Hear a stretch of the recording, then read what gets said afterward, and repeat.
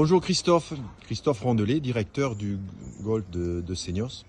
Est-ce que tu peux nous donner un bilan 2024 de vos activités golfiques en général pour un directeur? Eh bien, l'année 2024 est une année mitigée qui nous laisse un goût un peu mitigé.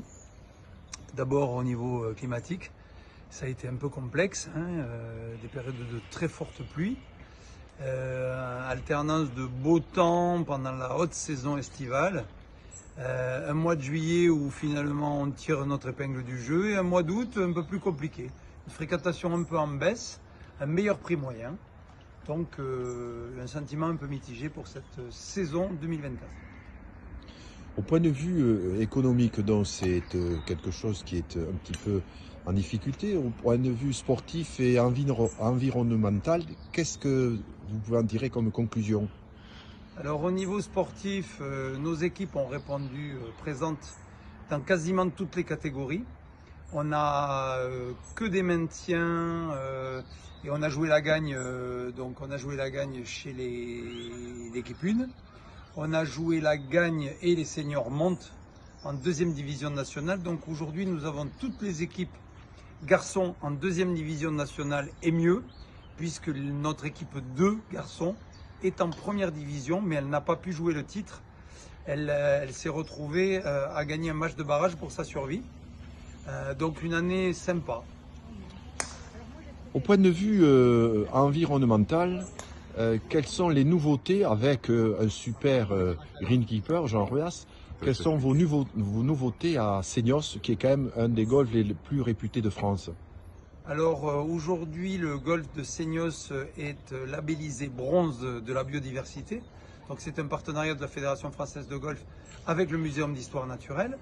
Et nous avons également obtenu un label avec l'Office du tourisme de Seignos, un label territoire durable. Donc on continue notre démarche, je dirais, vertueuse.